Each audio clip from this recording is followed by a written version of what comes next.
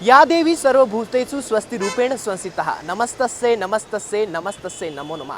दर्शकों, आगामी 22 सितंबर से शारदीय नवरात्र आरंभ होने जा रहे हैं और बात करें नागपुर ही तो नागपुर में अखंड ऐतिहासिक और वैभवपूर्ण ऐसे मंदिर है। उन्हीं में से एक है आगाराम देवी मंदिर, जिन्हें की नगर देवी के नाम से मां भगवती को जाना जाता है, जो कि सबकी मनोकामनाएं पूर्ण करती है।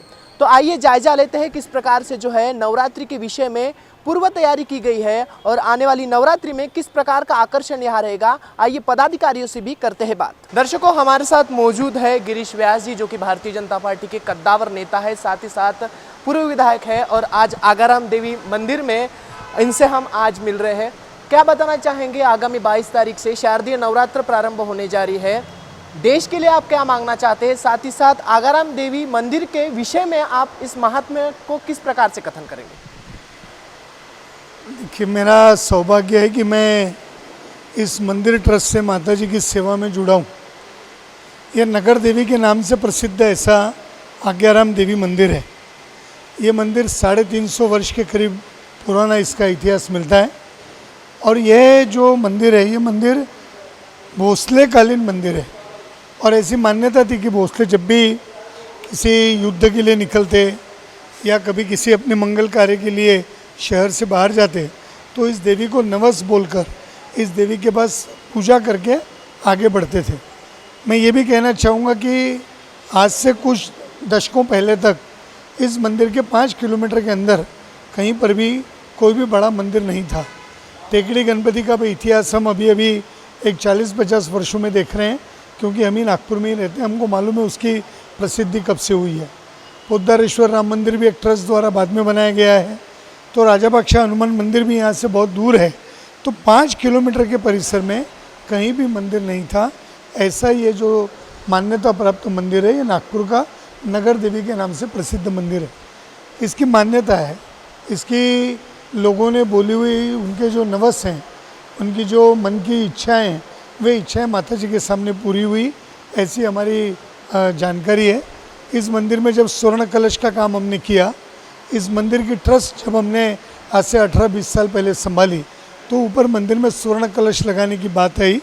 4 महाद्वार हमने ऊपर बनाए हैं और उसमें हमने बिल्कुल वास्तुशास्त्र के अनुसार स्वर्ण कलश लगाएं।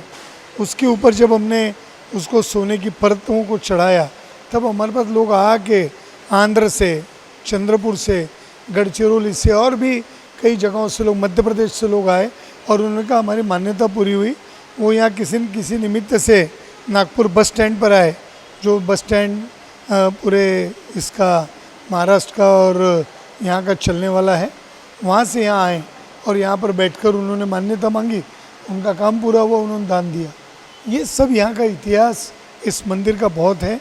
और श्रद्धालु सुबह 3 बजे से मैंने आते हुए देखे हैं, जो 3 बजे आते हैं, दर्शन करते हैं और प्रथम निकल जाते हैं। और यहाँ से पैदल जाने वालों की भी कोराड़ी तक एक मान्यता है कि यहाँ से वो पैदल कोराड़ी मंदिर जाते हैं। तो इन समस्त एक मान्यताओं से एक मजबूत आस्था का ऐसा प्रतीक ये आगाराम देवी मंदिर है, जो यहाँ पर शारदीय नवरात्र हो रहा है। ये 22 तारीख से चलेगा और ये 10 दिवसीय शारदीय नवरात्रि नवचंडी यज्ञ को पूरा करके हम समाप्त करेंगे। उसके पश्चात महाप्रसाद होगा। इसके निमंत्रण सबको जा चुके हैं। यहाँ पर हम अखंड मनोकामना ज्योत लगाते हैं, तो 3000 ज्योत हमारी हर साल लगती है। इस बार भी हमारा प्रयास है कि ये मंदिर में हम अच्छी ज्योत की व्यवस्था कर पाएँ। हमने रोज़ मिट्टी के जो कलश आते थे, इसके बजाय हमने परमानेंट मंदिर की ओर से अब तांबे के कलश, तांबे का दिया, वो मिट्टी में लगाकर हम उसको प्रज्वलित करने का इस बार नया प्रयास कर रहे हैं। और इसके लिए हमको शुल्क वही रखा है जो पिछले बार था, 900 रुपये का ही शुल्क रखा है। और हमको विश्वास है, क्योंकि आज हम 2500 ज्योत का सहयोग हमको मिल गया है और मुझे लगता है कि आने वाले दिनों में हम 3000 को भी क्रॉस करेंगे। और सारी व्यवस्था हमारे ट्रस्टी मिलकर हम यहाँ पर कर रहे हैं। मेरी ईश्वर से प्रार्थना है, देवी के चरणों में प्रार्थना है कि ये शक्ति की उपासना का नवरात्र है, तो हमको शक्ति दे, इस भारत को हम सुजलाम सुफलाम सशक्त बना सके, आपसी वाद विवाद मिटा सके और एक प्रखर राष्ट्र के रूप में हम पूरे विश्व को हम दिशा देने का प्रयास करें। हम सब जन जन में शक्ति भरे, ऐसी माता के चरणों में हमारी प्रार्थना है। तो दर्शकों, जिस प्रकार से हमने बात की गिरीश व्यास जी से, ये जो है माता का मंदिर अखंड मनोकामनाएं पूर्ण करने वाला मंदिर है, जहाँ की आगामी नवरात्रि के विषय में विशेष तैयारियां चल रही है। आइए हम तैयारियों का जायजा लेते हैं।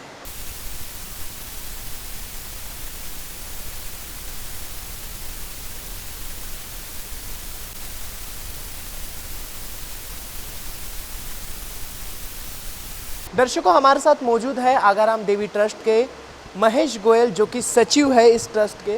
क्या बताना चाहेंगे, आगामी 22 तारीख से शारदीय नवरात्र प्रारंभ होने जा रही है, किस प्रकार की व्यवस्था रखी गई है मंदिर ट्रस्ट की ओर से? मंदिर ट्रस्ट की ओर से भक्तों के लिए इस वर्ष 3000 अखंड मनोकामना ज्योत प्रज्वलित की जाएंगी, जो कि तांबे के कलश में इस वर्ष प्रमुख आकर्षण का केंद्र रहेंगी। साथ ही ये जो आप हॉल देख रहे हैं, यहाँ पर माता के 9 दिन के 9 रूपों की एक चलित प्रतिमा 3 बाय 3.5 की यहाँ पर प्लेस की जाएगी, जिससे कि ये हॉल और यहाँ का परिसर बहुत ही सुंदर दिखाई देगा। माँ भगवती का जो ये पर्व है, ये प्रकृति की पूजा का पर्व है। मंदिर प्रशासन की ओर से जो है इस प्रकार की कोई व्यवस्था की गई है क्या, कि कोई प्रकृति को किसी प्रकार की हानि ना हो, साथ ही साथ जो है भक्त आए उनको भी परेशानी ना हो?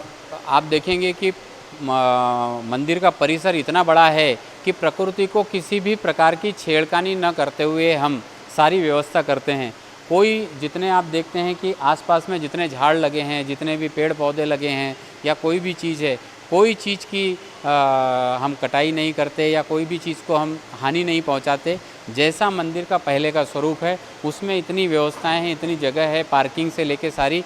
और हम ये देखते हैं कि पर्यावरण को किसी भी प्रकार से मंदिर द्वारा हानि ना पहुँचे, ना इसके पहले कभी हुआ, ना इसके आगे कभी होगा। कोई प्रकार की हानि मंदिर के इसके द्वारा नहीं पहुँचाई जाती है।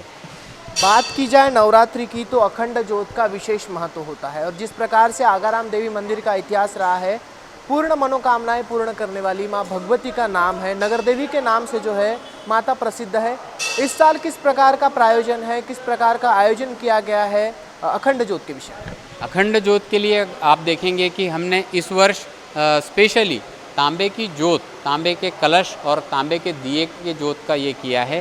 तांबा यह जो धातु है, इसको एक अपने हिंदू संस्कृति में बहुत ही अनन्य साधारण महत्व प्राप्त है। उसकी वजह से सबसे विशेष आकर्षण और सबसे विशेष व्यवस्था मंदिर ट्रस्ट के ट्रस्टियों द्वारा वह दिए की कलश की गई है। क्या बताना चाहेंगे, जैसे कि भक्त आते हैं, पार्किंग की व्यवस्था के विषय में क्या बताना चाहेंगे? और जिस प्रकार से देखा गया है काफ़ी बड़ी मात्रा में यहाँ भक्तगण आते हैं, उनकी मंदिर की व्यवस्था है किस प्रकार, उनके मंदिर में जो है दर्शन की व्यवस्था है किस प्रकार से? मंदिर में पार्किंग की पर्याप्त व्यवस्था है। रोड भी आप सामने का देखेंगे तो बहुत चौड़ा रोड है। आवागमन के लिए कोई चीज़ की परेशानी किसी भक्त को नहीं होती है। मंदिर और गर्भगृह के पीछे में देखेंगे आप करीबन 1 एकड़ जगह खुली है, जहां पर पार्किंग की व्यवस्था भक्तों के लिए विशेष रूप से की जाती है। और मंदिर में पूरी तरह से पेंडॉल रहता है, तो किसी भी भक्त को कोई असुविधा मंदिर ट्रस्ट के माध्यम से होने नहीं दी जाती। और आज तक के किसी भी भक्त को कोई एक पैसे की तकलीफ ट्रस्ट में नहीं हुई है। और हम यह विशेष ध्यान रखेंगे कि आने वाले समय में भी किसी भक्त को कोई परेशानी ना हो। तो दर्शकों, हमारे साथ मौजूद थे आगाराम देवी मंदिर ट्रस्ट के सचिव, जिन्होंने कि हमें पूरे आयोजन के विषय में जानकारी दी। 3000 जो है ज्योति कलश, मनोकामनाएं पूर्ण करने वाले ज्योति कलश इस साल जो है यहाँ रखने जाने वाले हैं। माँ भगवती की कृपा से सबकी मनोकामनाएं पूर्ण होती है। आगाराम देवी मंदिर का इतिहास काफ़ी संपन्न है, एक वैभवपूर्ण जो है माता का इतिहास है। और जिस प्रकार से आप देख पा रहे हैं, विशेष व्यवस्थाएं की जा रही है नवरात्रि के विषय में, फूलों से सजावट की जा रही है। सभी चीज़ों का हमने जायजा लिया, जहाँ की हमने देखा है आगाराम देवी मंदिर का वैभव इस साल भी टिकाए रखने का संपूर्ण प्रयास आगाराम देवी मंदिर ट्रस्ट द्वारा किया गया है। आप सभी की मनोकामनाएं इस आगामी नवरात्रि में पूर्ण हो, यही शुभकामनाएं। कैमरा पर्सन विलास पराते के साथ मैं मनीष टेम्बरे, महाराष्ट्र T24 नागपुर।